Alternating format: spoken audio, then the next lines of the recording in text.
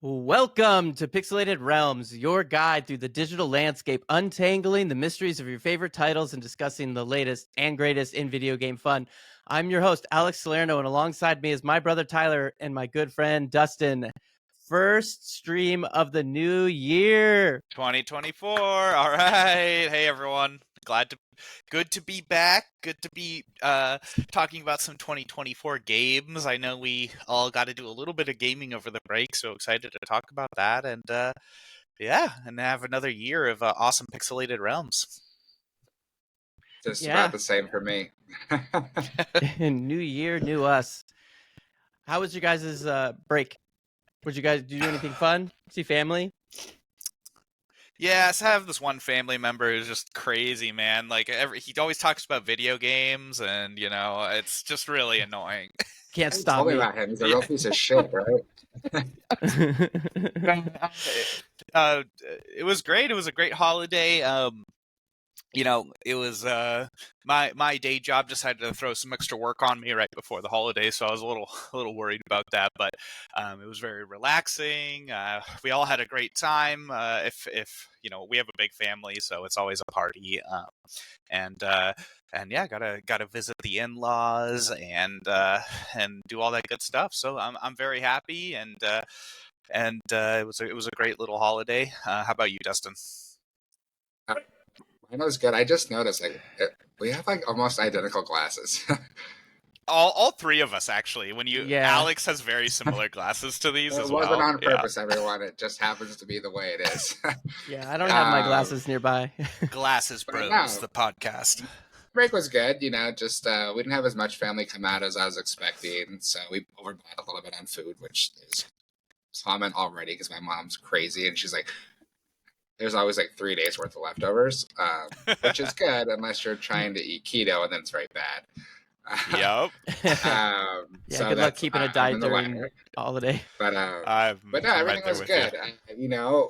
It's kind of crazy because me and my wife were talking about yesterday too, not on the holiday, but just how crazy travel's already been in terms of accidents that are happening, and also just natural disasters. There's been obviously the horrible earthquake in Japan, but there's been multiple earthquakes in California, and a plane door ripped off in LA, I think, landing in LA, and then obviously the disaster in Japan with the collision on.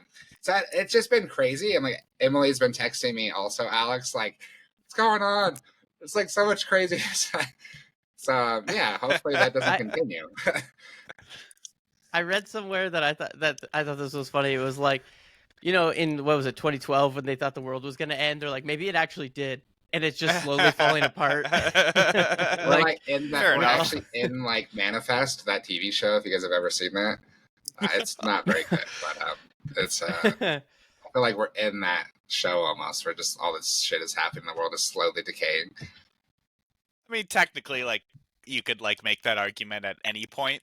Oh yeah, I mean, the first year of existence, everything was going downhill from there, right? I mean, it doesn't really change anything. From 2016 until now, it is just. There's a really good meme. It's a popular meme right now. It shows John Travolta in Greece, and they're all happy driving, and then it shows John Travolta in Pulp Fiction, where after she ODs, and it's I was you could do this from 2016 entering to then leaving 2023, and it's just those fucking years. I feel everyone's aged 20 years. I know, right? Yeah. My generation eats trauma for breakfast. Yeah. Yeah. Millennials can Good survive. Rick and Morty quote. Yeah. Well, lovely. Well, today we're going to talk about our predictions for the new year. We're going to talk about our most anticipated games a little bit, what we think, maybe new consoles. We don't know. There's some rumors going around. We don't have any housekeeping today. So our only housekeeping is that we're back. It's a new year. We're starting fresh. So we're excited to come and bring you guys new content every Tuesday and keep discussing kind of the grassroots level of video games. So, sorry, I'm reading my notes. I'm making sure I don't forget stuff because I do that a lot where I skip over things. So, what What have you guys been playing? What We've had have a we lot of been time. playing? We had a lot Yeah. of time over break, a lot of time, and catching up on our backlog and stuff. So what have you guys been playing? You first, Dustin. Go for it. Well, funny enough, I've been playing a lot of Spider-Man, so I had to rock my Deadstock Louise Black Hat Venom Spider-Man shirt. First time I've ever worn them, actually. I just got it a couple weeks ago YouTube. now. Yeah. So, yeah, Deadstock Louise, super dope shirt. Not rocking low-key geeks today. But, yeah, I've been playing Spider-Man 2. Tell me. Yeah. Really, really amazing. I actually didn't play the first Spider-Man because I didn't have a PlayStation at the time. And but I played Miles Morales was the first game I played when I got PS5, and it was fantastic. Like, super good. Like, I didn't plat it, but I got really close. I was just swinging around, completing missions. And then, like, they just made it better. They, like, legitimately just took the game and made, like, this better version. And I know a lot of people, like, hate that whole idea of, like, oh, like, it's a reskin, or, like, oh, it's, like, not innovative and different. Not but at it's all. like, Yeah. I also, like, enjoy the fact that, like, some of the moves were the same. Like, they added enough new things where it felt, like, new and fresh, and were, like, still being familiar. So I don't know, like, it was fantastic. I really enjoyed it. I'm still, jumping around doing side missions right now, but the story took me probably about 23 hours total, which for me, like I said on a tweet yesterday, forget her name, but this writer for Inverse was talking about, like, any game after that's longer than 10 hours should have to get approval from Congress. To have that, know, and I told her, I was like, anything between, like, 20 to 25 hours, I think is my sweet spot. Like, after that, and she actually replied and agreed, because I feel like after 25 hours, it starts to almost feel like a chore, where, I mean, there's certain games that it depends on the game too, but yeah. I think that's a big debate, actually, and it almost goes into, like, what I'm playing right now, because I've been playing the new Avatar Frontiers of Pandora game, and I'm about 25 hours in, and I don't even feel like I've started. And so it's an interesting topic. I won't dive into it now. I want to hear more about Spider-Man 2, but I think that's we could do a whole episode on, like, length of games. I know. Maybe we should do, like, a YouTube video essay on that, because we could easily do, like, a 2 hours of just that conversation. Right. Yeah. Yeah. But Spider-Man 2, like, I haven't got it. Yeah. Go ahead. I was just gonna say, I have you two have played it. I haven't had the chance to play it yet. I've just seen some incredible videos of people doing just the most fun web slinging stuff. As far as, like, the story went, did you feel like it was a tried and true, like, Spider-Man story? Like, did we have a good array of, like, villains? I saw Venom was in this one. Like, could have hyped me up on that. Like, tell me about it. Yeah, no, definitely. There's a lot of, like, characters that make cameos in it. And Alex, I know you're playing. I don't know if I know. Have you played it all since you told me where you were? No, I'm still. I don't want to spoil it too hard for any of our listeners or anything like that. But I'm probably, like, 2/3 of the way through. But no, I'm still at that spot. Cool. So I will say, like, the very first thing you kind of learn in the game. So this is a spoiler, but not super spoiler. Basically, one of the main antagonists, he's from, like, Russia, or at least Eastern Europe, and, like, he can't find somebody who can challenge him. He wants to, like, he's like a hunter, right? And so he wants to try to find. I think I know who you're talking about. I mean, I don't think that the main bad guy is I don't think it's a spoiler. You could just say it's Kraven the Hunter. Kraven, he comes to New York and he's looking for challenges. So you get to see a ton of Spider-Man villains because he is targeting different villains. So they make cameos throughout because he's hunting them.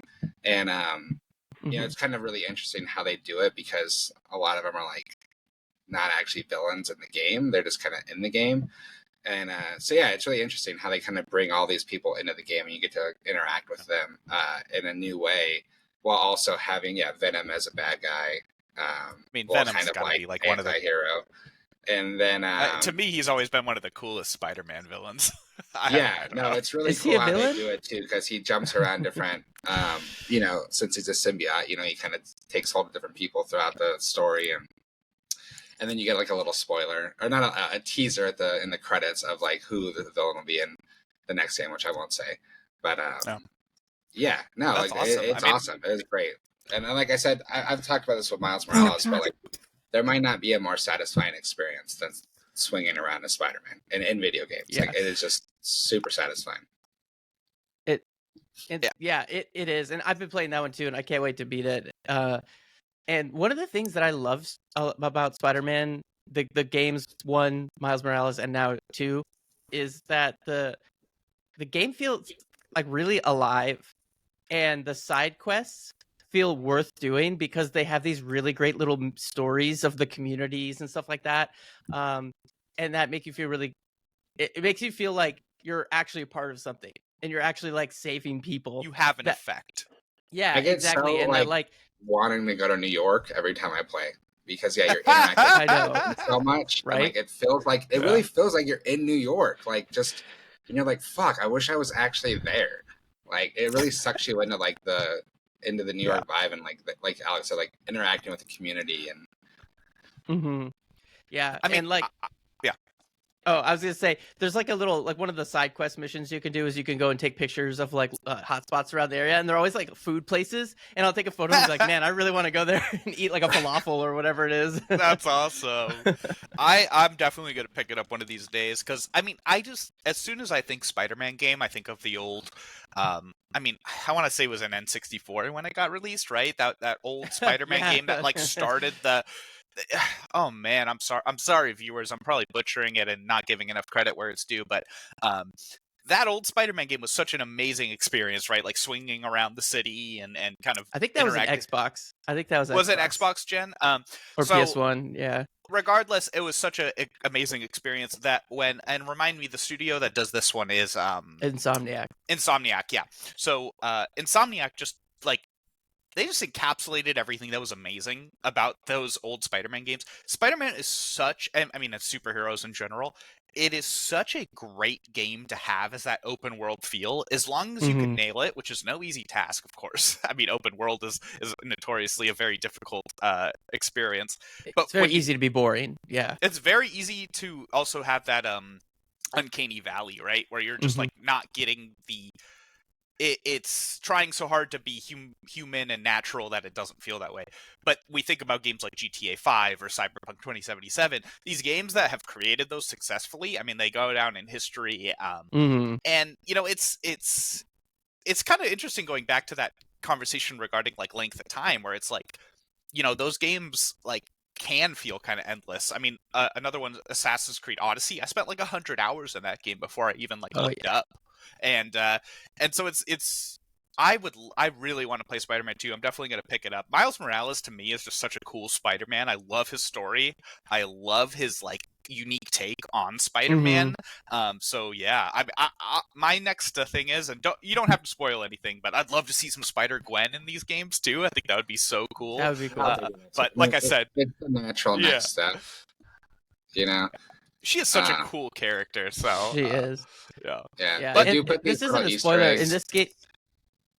Go ahead, Alex. I haven't seen those.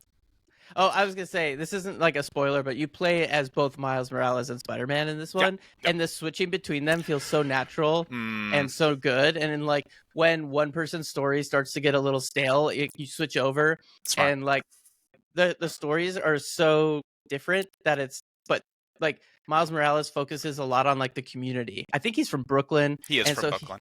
So he's like he's very much like a community man. He's like, hey, like these are my people. I want to be in here and having discussions and stuff like that. And you know, like it's all about like diversity and stuff like that. And it's very like a warm, nice story. And then you go over to Peter, who has the story. He's more concerned about like the stress of being Spider-Man, and you know, like, can he balance work life and Spider-Man, and like, and his love life, right, with Mary Jane and everything. And so, like, interesting there's these about that is that like they're in different stages of their life, right? Like, Peter's like 25, he's trying to hold down a job. He's got like, you know, someone he's like romantically involved with. You know, he's dealt with like, well, Miles has dealt with extreme loss also with his dad, but like they're just like different places of maturity where like Miles is like, he's a senior in high school, like he doesn't like, he's obviously very intelligent, but yeah, it's just like Peter's actually trying to like start his life, like really start his life, where Miles is like, I gotta do my entrance essay for college. You know, it was like this Mhm. huge thing in the game where like keeps putting it off. Yeah. You know, so yeah, That's great. Wow. Yeah, I mean, there's such exciting stories. Like I've just been so happy to see Miles Morales coming into this like Mhm. the comic universe, and because Peter Parker's a great tried and true Spider-Man, but Miles is such a great progression. But Yeah. that we'll leave that to our comic podcast.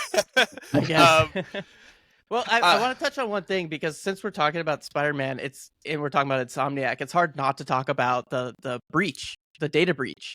oh yeah, I good didn't good really call think out. I didn't really think about I didn't intend on really talking about this, but now that we kind of have a natural segue, I feel like there's no reason we shouldn't. Sure, tell me Um, about it. so largest data breach in like as far as like gigabytes in video game history, as far as I could tell. I How think it many was like gigabytes? 1.75 terabytes of data, including personal information about the developers and stuff, including like passports and stuff like that. And What? yeah, and because a lot of the developers travel, right? And so it's Sure. the company will Yeah. keep like a copy of their passport in case they get Oh like stuck somewhere or no. whatever. They have that information, but That's so terrible. but I don't know, this hacker, this kid actually hacked into their stuff and took everything, including like copies of Wolverine, copies of other games and stuff like that, released them. And basically, like he said, like, hey, give me, I don't remember what it was. I want to say it was like 5 million in Bitcoin. And they said no. And so he released it. And, and they're just like, hey, we're just going to deal with the aftermath. It sucks. It really sucks. I'm sure, like, I feel for the developers. Disgusting behavior. It's so absolutely disgusting. Yeah, just because some fucking kid was like, I can do it and blah, blah, blah, blah, blah. Like, I don't know. I haven't looked too much into the background of the person themselves, but like, it's despicable. It's awful. It's punishing the wrong people. It's these people illegal. are trying to.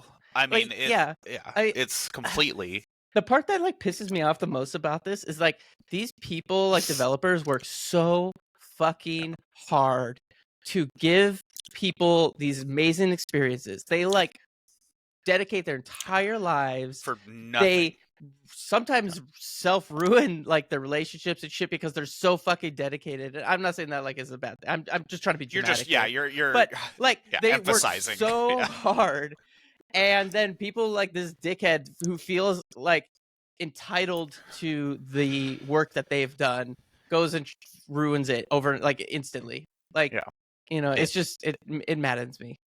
No, it's absolutely disgusting. It's unethical. Oh my god. Okay, fire me. With great power comes great responsibility. Bum bum bum. All right, you're canceled. We're canceling Tyler. Oh, he canceled himself. Yeah. So no, he canceled himself. Sorry, I laughed too hard and messed up my mic. But I mean, my point being is that, like, in the age of computing, and it's if anyone out there, like, anyone out there listening, man, like, this is not how we progress humanity. This is not how we progress computing and video game creation and all these amazing things. It's just, it's just criminal. I mean, it's like, it's nasty, and now you're really punishing these people who don't deserve it, who've put all their time and effort into it. So it's sad. I'm really sorry to hear that, and I hope they are able to provide security. I appreciate a good hacker. I appreciate a good counterculture. I have a lot of I have professional history in that. And if you're gonna go for somebody, don't go for the good guys. Go fuck up like Russia or some shit. Like Russia takes down our I know. I'm kidding, Russia. I don't really have any love for them, but don't come at me. Find somebody who actually deserves it. Like if you have this ability and it's not it's a very like expert level skill to have, like don't take down the fucking good guys that are trying to do shit for you. Don't bite the hand that feeds you.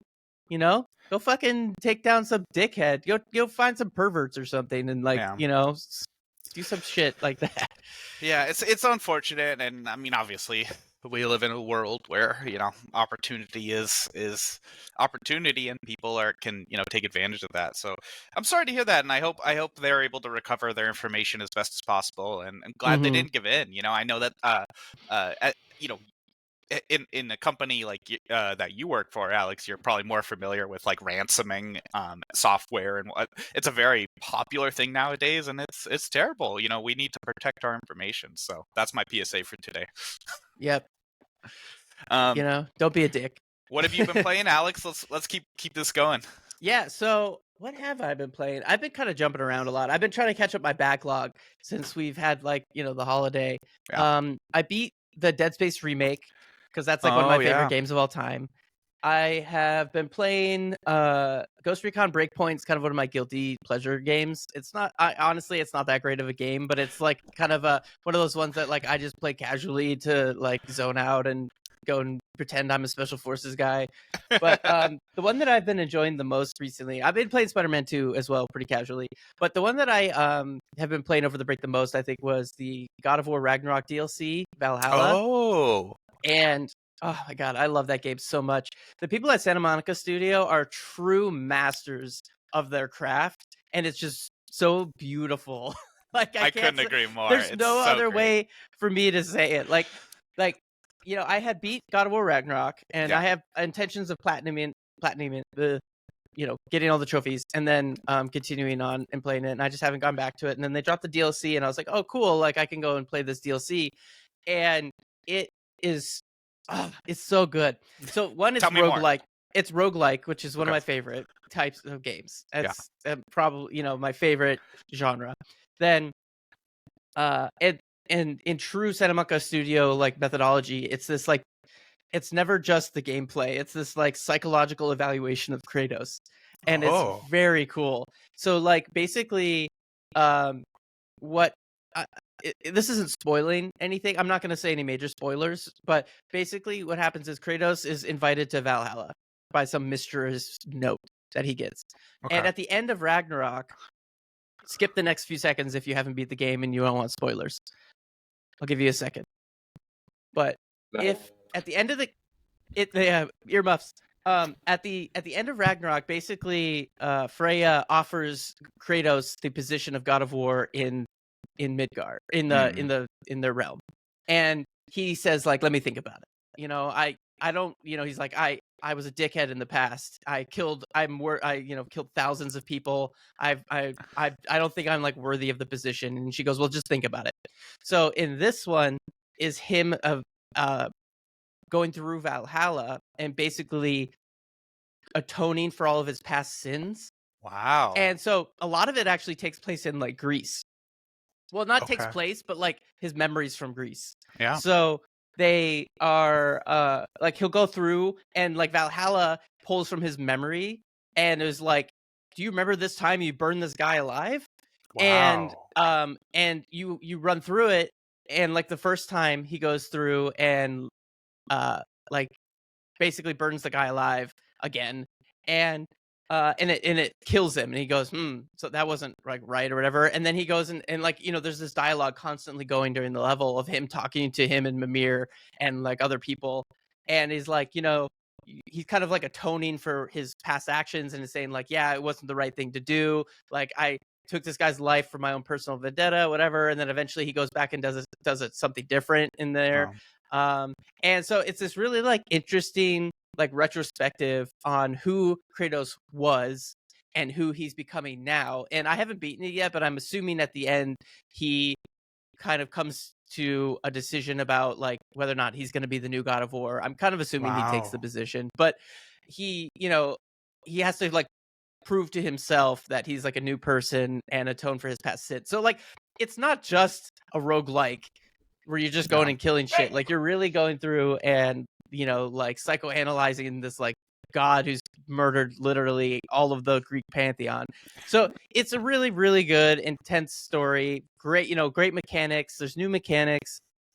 You basically like get all your armor ripped off at the beginning, and then in true roguelike fashion, as you go through, you like open up and it gives you bonuses, right? And so it's really fun to kind of like having played all of God of War with like a certain way, and then now it's like, hey, try something different. You know, like Yeah. here's all these things, and you can like permanently upgrade and do all these things. So very good experience. Like I said, Sony Santa Monica is a literal master of their craft. I mean, And it's like, just You it's such such a a cool guys thing. see, hold on solid. real quickly, that they did the joke, or I don't know if it's actually a joke, but supposedly Kratos' first name is John, and it's been all over John the internet. Kratos? So it's John Kratos. Really?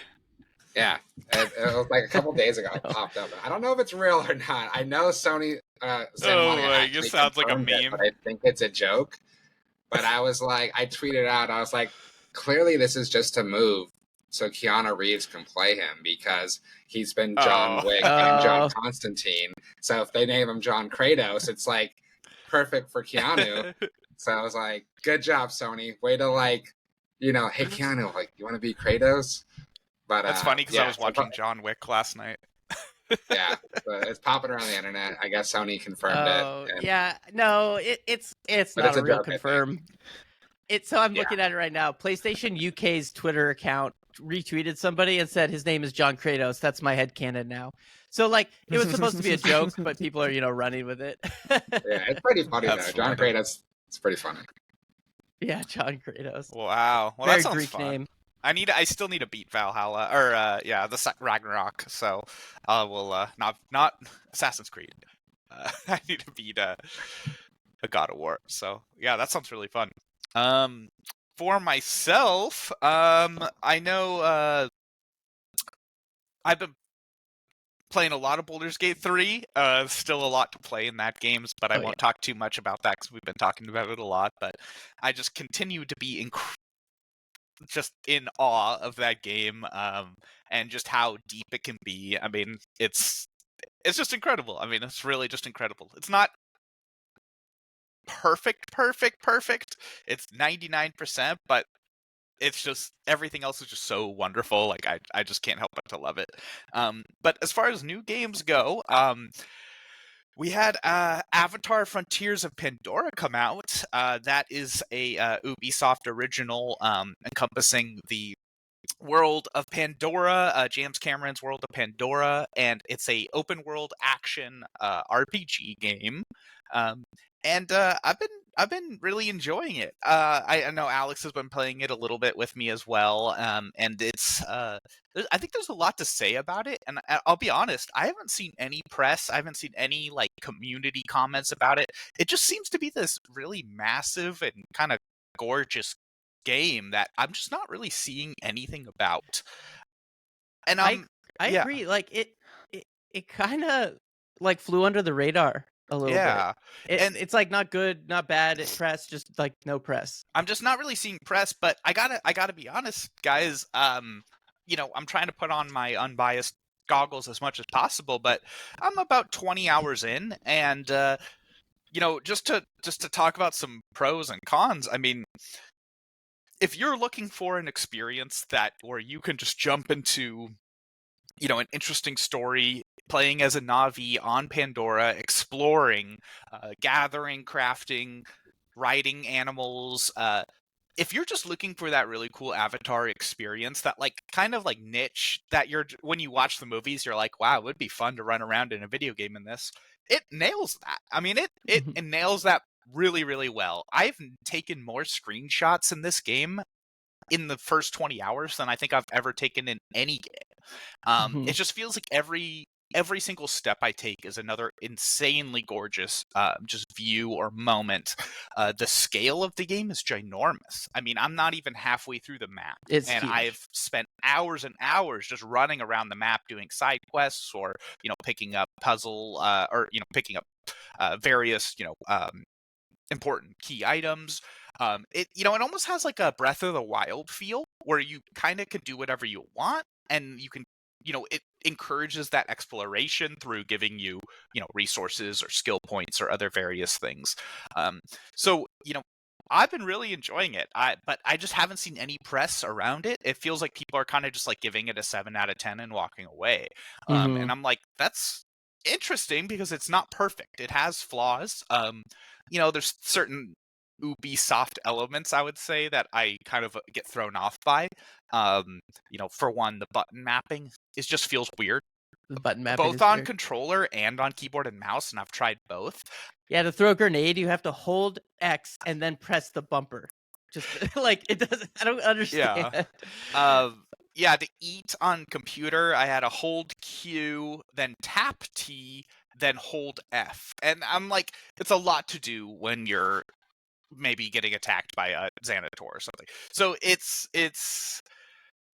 I think a lot of the key areas I was looking for in that game really hit perfectly. I wanted an incredibly gorgeous game, right? Like that was just completely non-negotiable. If it didn't encompass Pandora and the gorgeousness that was created for the Avatar world, right, it wasn't going to be a hit. But they nailed that. Mm-hmm. And then, from there on, it was like the scope of the world. How much were they going to throw in there? Which already seems pretty incredible.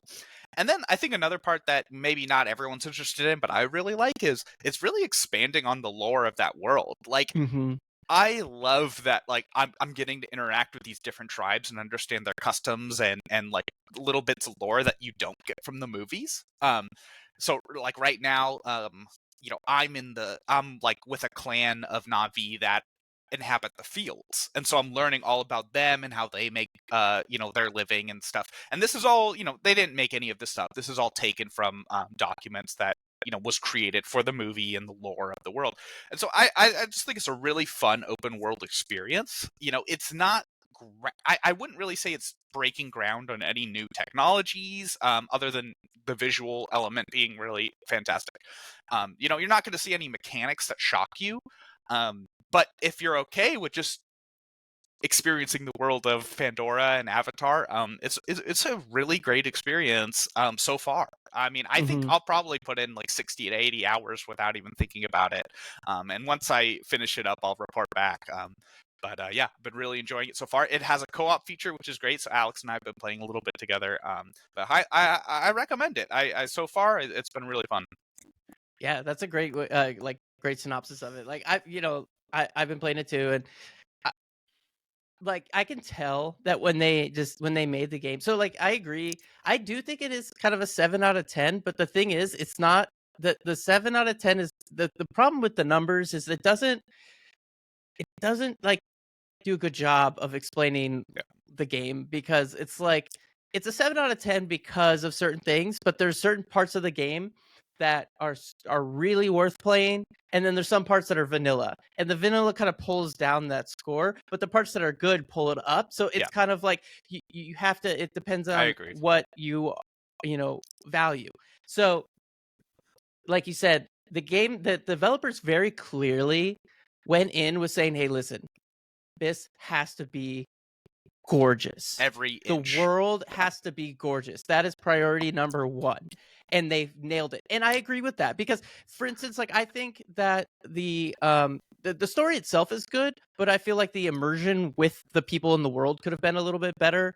As far as like the way you interact and the way that like you talk to people and stuff like that. Like it feels very video gamey where you're like, I'm chatting with somebody, and there's a few cutscenes and stuff like that, which are good, but like in between those and on the side quests, it feels like very video gamey. But I'm okay for them to sacrifice that for the beautiful world, because if you make a Pandora game, an Avatar game, and it doesn't look like the movie's level of gorgeousness, they were going to have a problem. What's the point?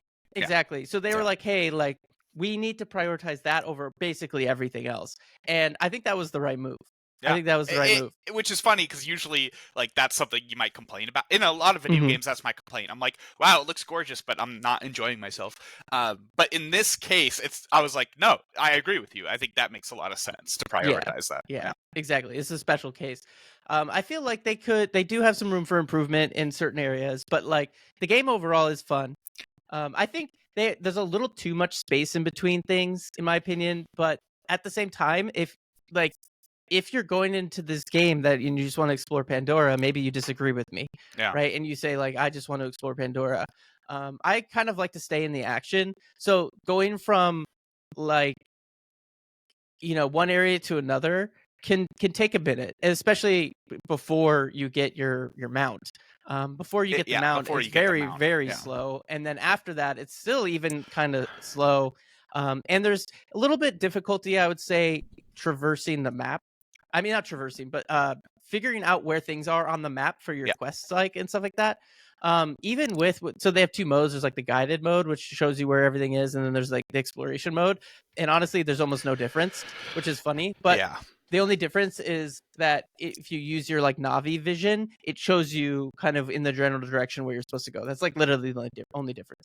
But even with that, finding things is very hard because there's a lot of elevation in the game. And so you're like, okay, I'm at the location, but is it like 1,000 miles above me on this floating rock? Is it in a underground? cave? Yeah. Is it underground? Is it in a building? I don't know. So it's been kind of hard to traverse things. So, but I mean, I'm not complaining. I like the game. Like, I'm just saying, like, you know, the devil's advocate here. Speaking of the exploration mode versus the guided mode, Ubisoft did the exact same thing in Assassin's Creed Odyssey and probably all of the Assassin's Creeds, but I don't know that for a fact.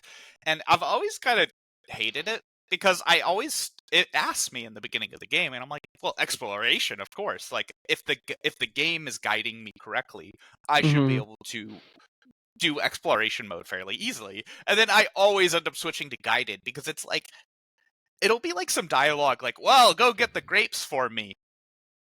And I'm like, well, that's not telling me where the grapes Exactly. are. You know, I'm like, tell me at least the direction. yeah, it's like, we're in a vineyard, dude. And then it'll be like some random location. And I'm like, okay, cool. Well, I just spent like 45 minutes trying to look for something that like was super inconsequential. So Yeah. it's like, it's, to me, like, at some point it gets frustrating. And here's the thing about Avatar Frontiers of Pandora. Everything's super camouflaged, man. Oh, yeah. Like, even if you...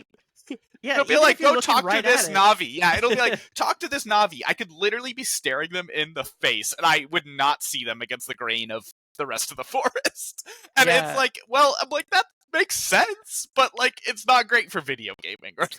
Yeah, totally. You know how many buildings I've walked by because there's like growth on them, and you can't see it? And it's in a tree. Yeah, I mean, it's like, so it's like, I ended up switching to guided mode because I'm like, I don't want most of the time I don't want most of my gameplay to be searching, and I know if I do that, I'm not going to enjoy the game. So I was like, okay, go to guided and just keep playing, because the guided even is just a general location, so I'm still doing some of that anyway. The guided is still not that, like, I mean, it's significantly easier, but it's only like one extra feature. It's not like it does also, it marks it on the map and it gives you the location with your Navi sense, right? That's when you're close. Things. Yeah, only when you're close. But well, it's pretty far. But either way, I don't know. To me, after using it, I'm like, why would I not? Right? I unless you really, really enjoy like the survival game part of this, and that's another thing to talk about with this game, which is interesting. Is it's kind of like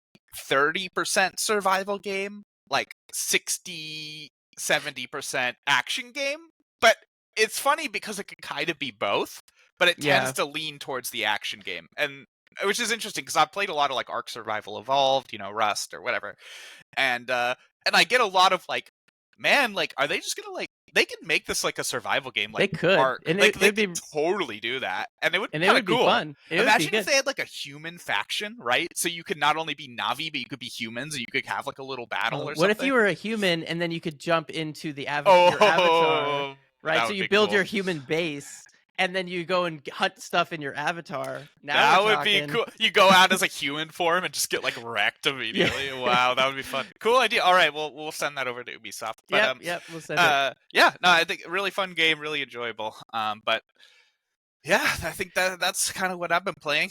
Awesome. Yeah. So before we continue, then, I just want to say we really appreciate everyone who follows us and subscribes to us.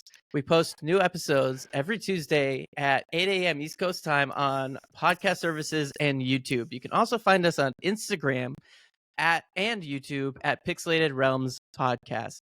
Now, we don't have any sponsors. We're a very small podcast. We are just a couple of friends talking about video games. And the best way, we're not asking for any money or any of that kind of stuff. The best way that you can support us is by going to our channels and subscribing and following and commenting on our content. It's we really appreciate for everybody who's listening. We really appreciate your engagement.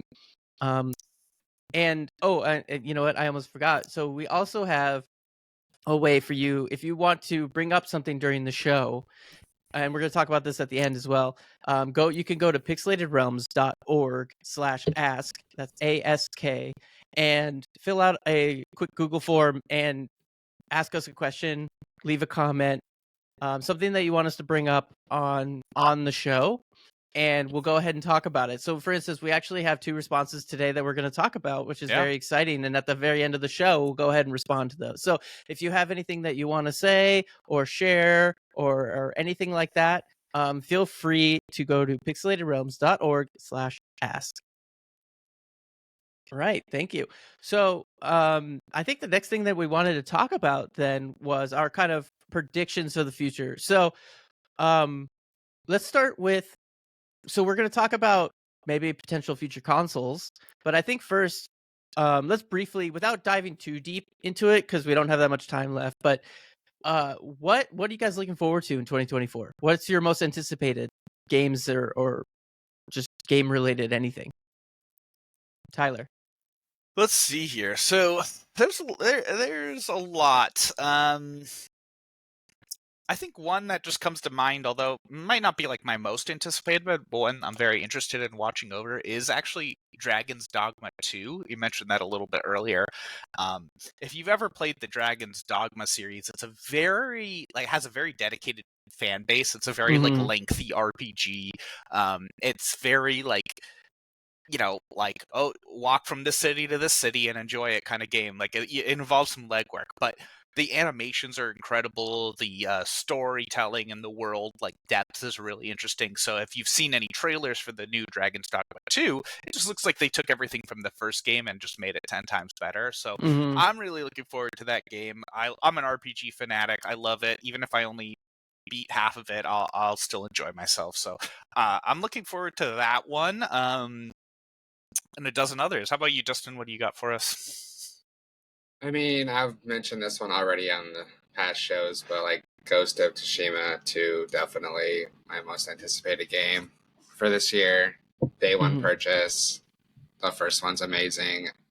Probably my favorite game I played last year. And so yeah, definitely that. Be interesting to see how they can actually make it better. It's really good. So I know the expectations are really high on it. It's kind of if they can do anything near what Insomniac's been able to do with the Spider-Man series, and just take it, just doesn't have to be that much better or even better, just at least the same, or just and add a couple new innovations onto an already amazing foundation, I'll be really happy. Yeah. All right, what do you got, Alex? Yeah, I agree. Ghost of Tsushima 2 would be amazing. I don't. They haven't announced a release date for that one yet, but if that came out this year, my mind would just be blown. That would for sure be the game of the year. I'm kind of looking at what has been released and this year, and I think, assuming it's not, it comes out in a good state, I think that would be a for sure win. Yeah, but for rumors are me, that it's as far as what's it's already done, according to some of the rumors that have come out. So if they do announce it, it could be a really short campaign. In campaign I in terms love of shadow from drops. announcement to release. Yeah, I love that. I love when companies do that stuff. I remember, I want to say it was Fallout 4 or something like that, where they're like, "Hey, Fallout 4, we're announcing. Guess what? It comes out in 2 months," and you're like, "Yes," because the hype is so fresh and so ready, and you're like, "I get this now." That is, it's just great, but it takes a lot of patience by the companies to do that, and a lot of it's ballsy. It is ballsy, and you have to prevent leaks and stuff. But I actually am looking forward to Star Wars Outlaws. So that's the open world Star Wars game. So that's coming out sometime this year. Dragon Dogma 2 as well. I'm super excited for Outlaws. I haven't seen too much, just the trailers they've released, but obviously we're big Star Wars fans, so that's no secret. But yeah, big surprise. It's just we've always wanted something like this, It's just with Fallen Order, or with Jedi Survivor and all these great games that have come out with the Star Wars IP. It just with Avatar, right? As long as you give your game a good Star Wars skin and it's a good, good solid foundation game, you're gonna succeed. Like Yeah. Star Wars is such a wonderful world, and as long as you make a good game, every other game that has the Star Wars IP attached to it, like, that's a solid game, like, ends up doing amazing. So I just love Star Wars games. They tend to be just like amazing. So I'm really looking forward to it. And can't wait to start doing jobs for Jabba the Hutt and all that stuff. Yeah. And then lastly, Hades 2. That's my last one. But Hades 1 is one of my favorite games of all time. It's such an amazing roguelite. If you haven't played it and you like those type of games, it is a 10 out of 10. Such a good game. So I cannot wait for the second one to come out. This is the first time I think Supergiant has ever made a sequel. So I'm really interested to see, because they're a small indie company. Yeah. Well, I don't know if they're small, but they're an indie company, and they've only made a handful of games. So they made like Bastion, they made Hades. What's the other one they made? Transistor. Yeah, some small stuff, but like I think Bastion was very popular, but Hades is by far their most popular game. Oh yeah, definitely. And so Hades 2, I'm just like super excited for. It's a game I'm excited for that is also coming out on my birthday. Is Justice League, or sorry, Suicide Squad killed the Justice League. Oh yeah. I love the Injustice series. I love DC Comics, of course, but I love the Suicide Squad. It's just such a fun idea. I love the animated Suicide Squad films, and actually the most recent, the Suicide Squad, was great. So I'm just really looking forward to it. It has that kind of co-op-y, mission-based co-op feel to it. I can't help but to compare it a little bit to that former The Avengers game that Square Enix produced and just completely failed. Yeah, I mean, it just completely failed. And so I'm wondering if it's going to go down that track. Shit. Yeah, is it going to go down that track, being just like a throwaway IP game, or is it going to go down the track of actually working and being a decent game? So I hope it's a good game. I mean, it looks good so far. I mean, it looks a little, how do I put it, I always have this weird feeling, and this was the same in Avengers, is when you have characters who can fly, and then you have characters who are not magical and can't fly, and then you're trying to get them across the game map in the same amount of time, and it never works out right. That's how I felt in the Avengers. It was a good point. You're I'm trying to think of any character who could fly right Iron now. Man is stupid Iron Man, and then you're Black Widow, and you're just wait up, guys, I'm coming. It just feels it just feels like your co-op people end up not, I don't know, participating with each other. So I'm curious to see how it turns out. I'm trying to remember which studio is producing this.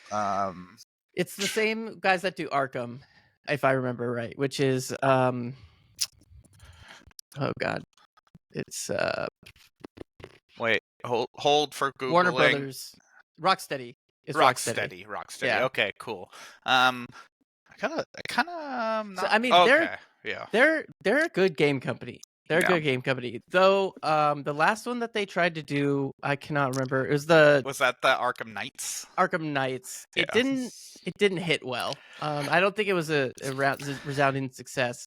So it'd be very interesting to see if their lessons learned from that one transitions. I played a little bit of Arkham Knight. It's just like all the Arkham games. There's just a little funkiness with the kind of button mashing attacking system they have. I always thought it was a bit boring, where I'm X X X X X X X counter X X X X X counter, and so I'm curious. Sometimes that works depending on the way the game is kind of formatted, and that's fine because you have other things to worry about. But if that's all you're doing, then it's boring. Yeah. So, that one's something I'm interested in. Just to throw out one more for me here. Let me bring back up. Actually, you know what? Hold up. Why don't you do one, Dustin, and get back to me? Well, I think we're gonna. You didn't say Tekken 8. I'm not a Tekken player. Yeah, I'm not a Tekken player. I don't really. Although I'd certainly try. The other one I was just gonna say is the big one we didn't mention is Final Fantasy Rebirth. Oh, Final Fantasy Rebirth. I'm actually I think I'm officially over Final Fantasy, the new Final Fantasy stuff. The new format, you could say. I didn't love the Final Fantasy VII remake. I liked it, but I don't know. It just didn't hit the same for me, and it felt very railroaded and Interesting. stuff like that. And like it's almost like I'd rather just watch a YouTube recap of it, and I would get the same feelings. Because the story is, the story is really cool and stuff, but as far as a video game, I just didn't feel the immersion. Interesting. And Final Fantasy 16, which I did beat, I liked, but there was a lot of slog in it that I was just kind of like I could have done without. Like I felt like the game could have been half as long. Yeah. And so like Rebirth is really gonna have to come out and just bang for me to want to have to play it, because otherwise I'm just gonna watch it on YouTube. I think my opinion's a little different than yours on that. I gave the first one, Reintegrate, I think was the updated name of it. I mean, for me it was a 10 out of 10 with a caveat, or maybe I'll give it a 9 out of 10 stepping back a second.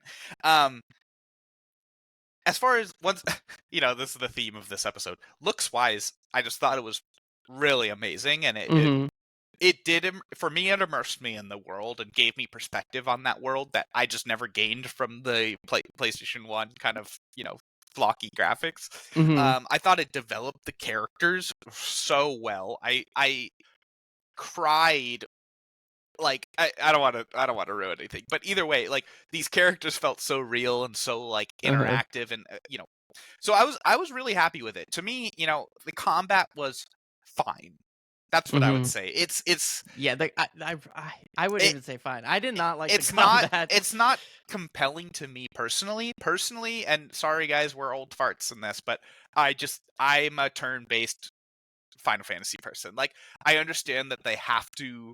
They're pivoting. Dustin's thumbs downing me. I understand they had to pivot. I understand the marketing reasons why you have to pivot the series, but to me, turn-based is what is pivotal to Final Fantasy, and this new format it's like taking all the things I love about Final Fantasy and then taking out the video game portion I love and getting rid of it. And so I still love Final Fantasy, but like I don't enjoy myself with the combat aspect as much. It doesn't feel as gratifying, certainly. I mean, to me, Final Fantasy turn-based, like, my guy has 1 health, everyone else is dead, I'm gonna try to, like, attack the guy and kill the boss before my game ends. Like, that tension is so gratifying to me. But then, like, in the new system, I'm just like, okay, I use the power when it comes off cooldown, and then I'm just hitting them the rest of the time. I don't feel like I have as much... There's less strategy. And don't get me wrong, viewers, like, you can make it complicated. Like, you could switch characters, and I was switching characters, switching gear combinations. Like, it's still a fun, like, functional game. But that grand strategy, it just, it's just not there in the new games for me. So either way, I'm really going to enjoy Rebirth. I'm going to dive into it. I'm going to play it. I love the story of 7. I'm excited to see, kind of how things develop. But I mean, it's how do I put this? I just like to take these changes gracefully. Yes, would I like turn-based? Sure, but whatever. This is what I'm getting, and I'm going to appreciate it, because it's still a feat of engineering, right? Yeah. I mean, it's still a beautiful game. All right, I'm going to move us on because we're already like way over time, and we have one more thing to talk about. So, new year, new predictions. It's been said that there might be some new consoles this year.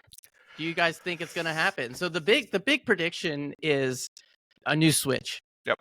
The Switch is surprisingly old. It feels like it just came out, but it's like, I don't know, 8 or 9, 10 years old now. It's pretty old now, yeah. Which is I hate that happens now. Like, you're like, oh, that came out like 4 or 5 years ago, and you're like, dude, that came out 10 years ago, and you're like, wow. I know. Okay, well, so new Switch is a high probability. I do think that's going to happen. I do think it's going to happen. Whether it's a Switch 2 or a Switch Pro or a Super Switch or whatever, which I think they should do. I think they should do Super Nintendo Switch, right? Like Super Nintendo. But I heard that somewhere. That was not an original idea. But what I think is going to happen is I think they're going to announce a new Switch, and I think it's going to be bundled with the new Metroid Prime. Interesting. Because they had that got delayed, right? Metroid Prime 2. So they remaked Metroid Prime. Metroid Prime 2 was supposed to be a system seller, and it ended up getting delayed because Nintendo wasn't happy with the progress that had been made on it. The quality of the game wasn't where they wanted. So I think what's going to happen is they're going to say, hey, new consoles coming out, and this game that we've been promising for years is going to be bundled with it. I think it'll be bundled, I think it'll come out at the same time. That's what you mean. Flagship, whatever you call it. Yeah, launch with it. Yeah.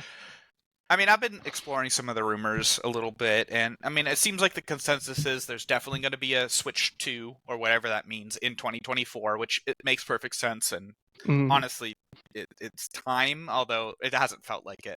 I think it's very, that's still pretty long. 7 years, I mean, that's a long time, and at least it used to be a long time. Now that that distance is getting greater because technology advanced, but regardless, we're definitely going to see some kind of Switch variation. I think obviously the consensus is it's going to be a variation, an enhancement, a second version of the Switch, as opposed to some kind of new design, which of course I don't think anyone who follows Nintendo is like, yeah, why? Like, to me, the Switch does not feel like it's done yet at all, right? It's not time for the new, like, I know when the Wii U came out, it was kind of like, okay, cool, and then like, all right, it's time for something new. But like the Switch, I don't feel that. I'm like, no, we're still super solid. I love my Switch. I use it.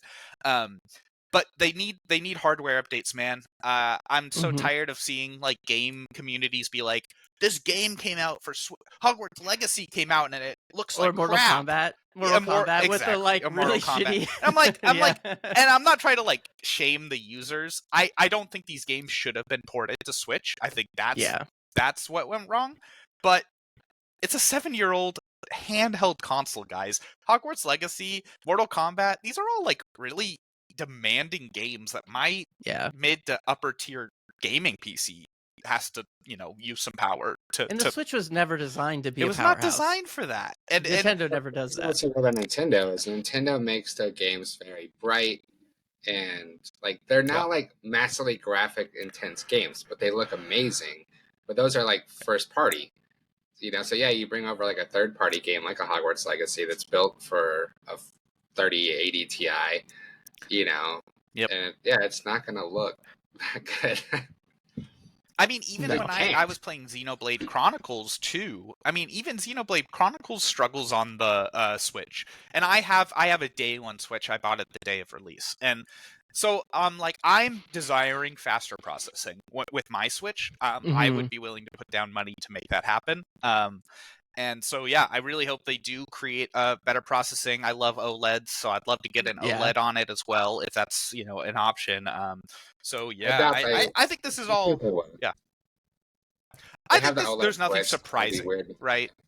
Maybe. Yeah. Well... Yeah, better graphics, better processor, slightly more the same. The thing is, though, Nintendo doesn't play by the rules. Fair. What do you think the chances are that they come out with something just wacky?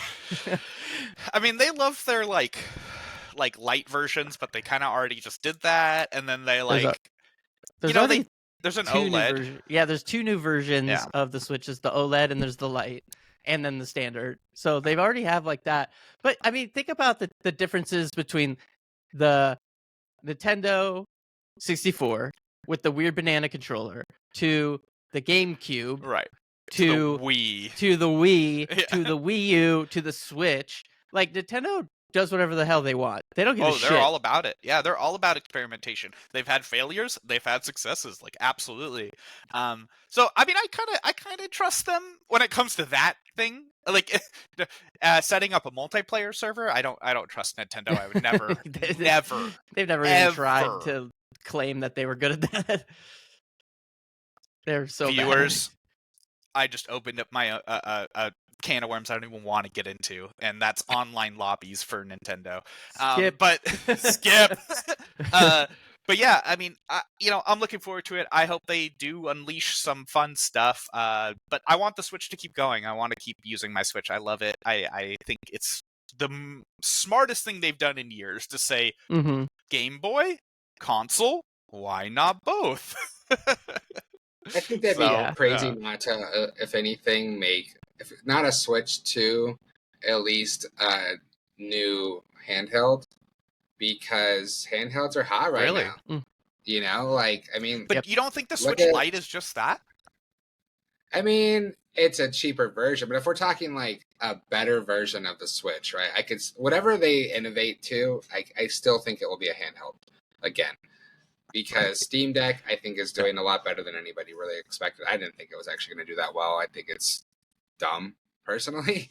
But then I think Lenovo put out a handheld. Like, I mean, all these Razer. companies are coming out with handhelds right Everyone now. is, So, I mean, But if that's Switch because of comes the back Switch, out- not exactly. So Nintendo Yeah. should reclaim its place and say, "Cool, I see. here's our new one. It's even better." Like, it's now Yeah. shits on all these ones that just came out. Like, this is a new handheld everyone needs to buy. And by the way, all these games that we came out with on the Switch now run on this system better. Yeah. You know? Yeah. So you wanted Hogwarts Legacy, you were mad about it, we'll play it on a new one. It looks just like you would on your PC. I think the one thing people have to remember is that it's very likely that whatever Nintendo does come out with will still be less powerful than a PlayStation 5 or an Xbox course. Series Oh, X. yeah. Of course. Yep. Yeah, I think we'll Well, probably and get like an Xbox yeah. Series S level of like graphic or processing, Well, things like that. that's something I want to talk about too, though.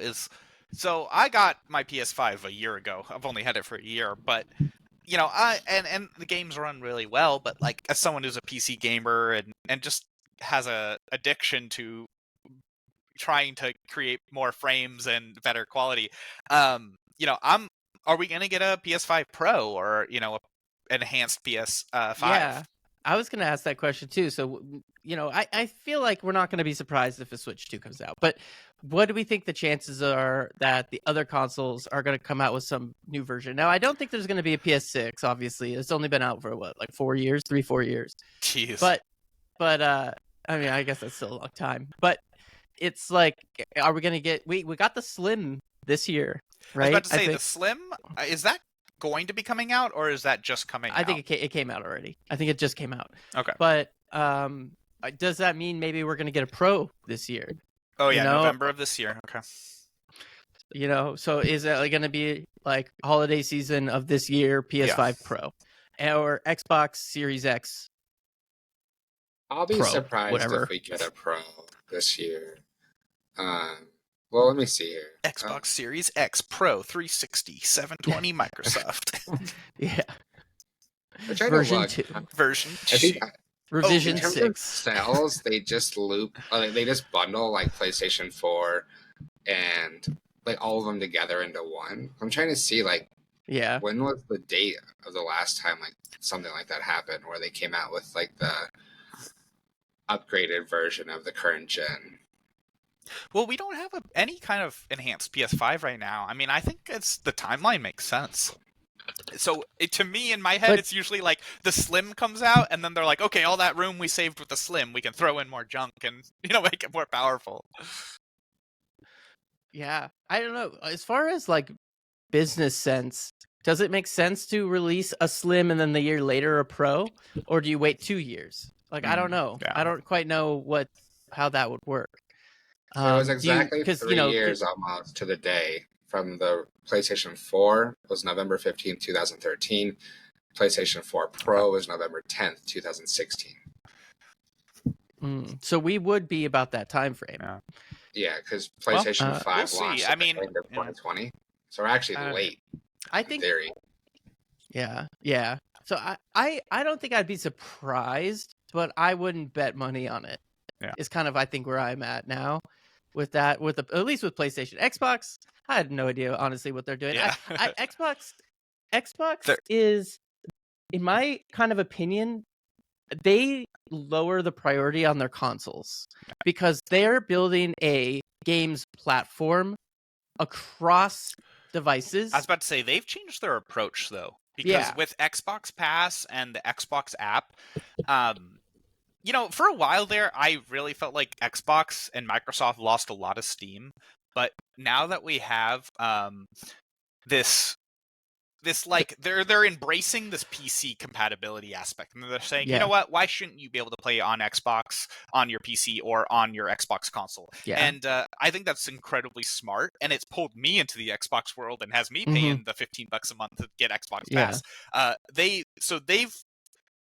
They're really taking a different approach. It's like you said, it's not about the console. Yeah, I mean, and Sony's scared. Like they're for sure scared about this because Xbox has been playing the long game, and I think they've been playing the long game for a while now. And it, I think because PlayStation kind of has been winning the war, right? Whatever, and on they're not just winning, they're dominating. They're dominating, and I think I want to say, I don't know, maybe like 6-7 years ago, I want to say Xbox kind of took a step back and said, "Listen, we're not going to be able to dominate them in 1 or 2 years. Let's create a 10-year plan." Of what our strategy is going to be. And I think that is now starting to bear fruit. And that is all the acquisitions. That is building out their platform across systems, not just focusing on the console exclusivity. And I think it's really paying for them, paying out for them, because, and so that's why, like, I'm kind of hesitant to say, like, I don't, as far as consoles are for Xbox, like, I don't know if I even care, because it's like, to me now, it's like, oh, if a new Xbox comes out, I don't really care because I play on my PC anyways, or people play in the cloud, or people play on their, I don't even know what, Fire Stick nowadays, who knows, but like it's like the console is such a low priority to them. They're now focusing on getting their games everywhere and putting out a lot of games, right? And they're succeeding, which is really, I think, interesting because I mean, I'm sure all of you have been too. Like I've had the Xbox app for a while. I've been using it for a couple of years, but it was just kind of like, it was kind of a crappy beta app that I had on my computer. And I was like, well, this is a cool idea.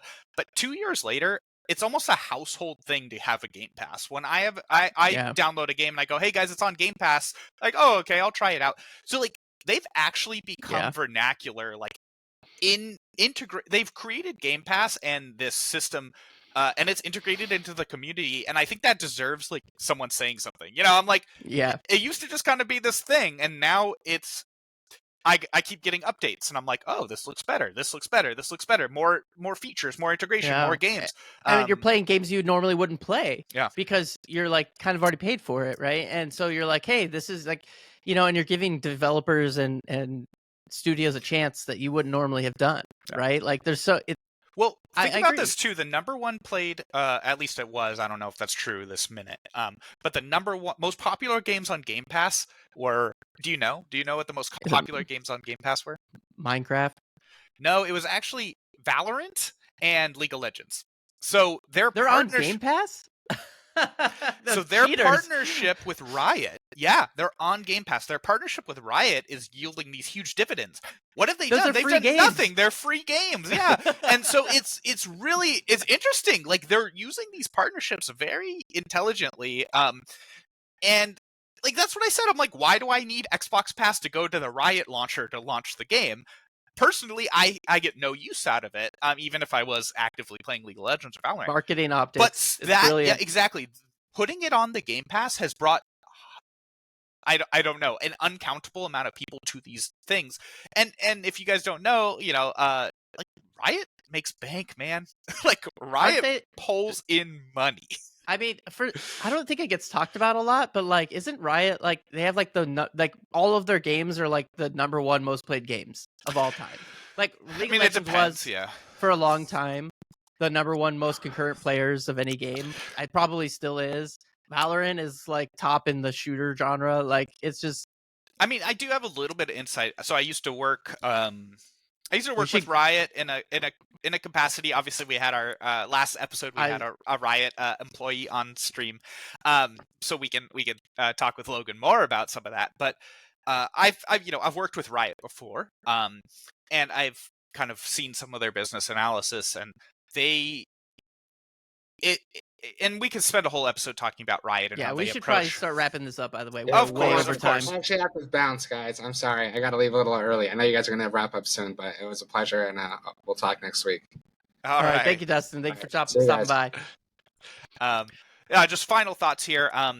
basically Game Pass and Microsoft, they've just been very strategic. Like you said, they're not focusing on the console as much. They know they kind of lost that war, so they moved on to a different war. I think that's incredibly intelligent, very smart decision. I'm integrating their system. Like I said, Game Pass has become a mainstay in my library. It's almost another Steam, and that's becoming it.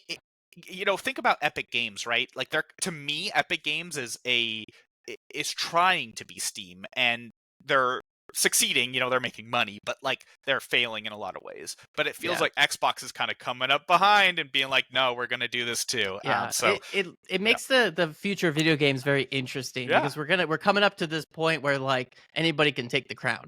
Mm-hmm. It's up for debate, and it's no longer just PlayStation's dominating the console market. Yeah. So it's very interesting to see where that goes. And 2024 will be a fun year. So I'm gonna go ahead and move on. We are way over time. I don't think we've ever actually met time, so whatever.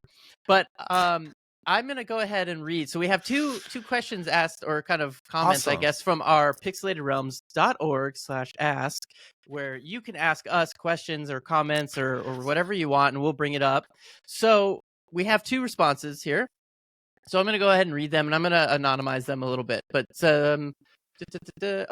Hey guys, loving the podcast. Keep it up. Have either of you seen Thor over at Pirate Software? He's at Twitch/YouTube. He's a Twitch/YouTube streamer, game dev that has exploded in popularity. Went from 13K to 400 daily viewers.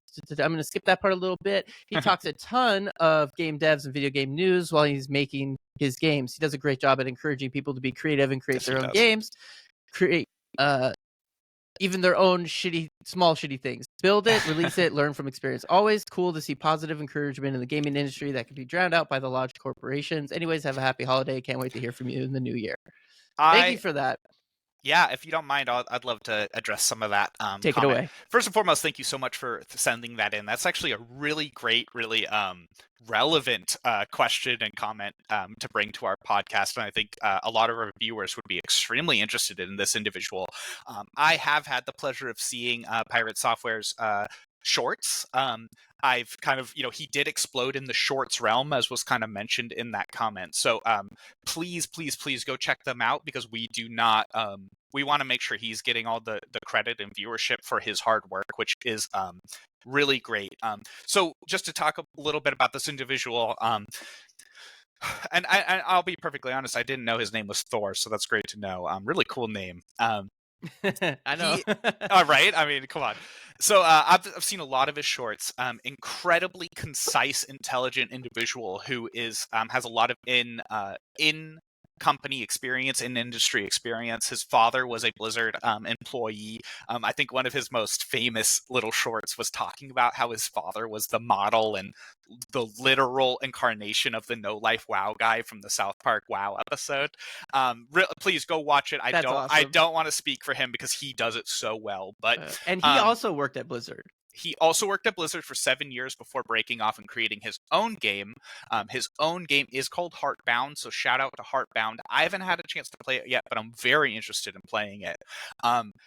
So just to elaborate on that comment a little bit, we love. I know Alex is less familiar than myself, but this is the first I've ever heard of him. Yeah. So Pirate Software Thor, he really aligns with our viewpoint on how we love to approach games. He has incredible insider knowledge, and his stories and insights into creativity and game development, to me, are what we need. We need people like him to exist and to show us that creativity should not be pulling teeth and should not be pulling hair, and we should not be slaves to these corporate overlords who force us to create content and create products and shove them out just to make a quick buck. But down with the man. Yeah, and the artistic components. That's not a joke. I'm like totally for it. and we really encourage. I personally encourage everyone to go check him out. He deserves every view he's getting and all the credit he's getting. And he's just a funny, he's a funny guy with great stories. And so I'm going to continue following him. Yeah. Awesome. Yeah, I'm definitely going to check him out. Thank you for that. I'm glad you were familiar, because I had never heard of him, but I am 100% going to go and follow this guy. So the next one that we got was, hey dudes, now we're into 2024. What's your most anticipated games or gaming news for the year? Any outrageous predictions? Think there will be a new Xbox, PS5 Pro, Switch 2 this year. Thoughts if it's good or just dilutes the market? Love the content. Keep it up. Thanks. So I feel like we did answer this one a little bit. Switch 2, yes. PS5 Pro, maybe. Xbox, don't care. Not because we don't like Xbox, but because what we discussed already. Will it dilute the market? I actually don't think so. I think we're right about that time where it should happen, where we need a hardware refresh, where the games are starting to get better and the hardware is struggling to keep up. And that's the natural time for us to move on and get some new stuff. And everybody likes new stuff. So couldn't agree more. Yeah, thank you for the comment. And I think we did talk about our most anticipated games and crazy predictions. So thank you for the question. We really appreciate it.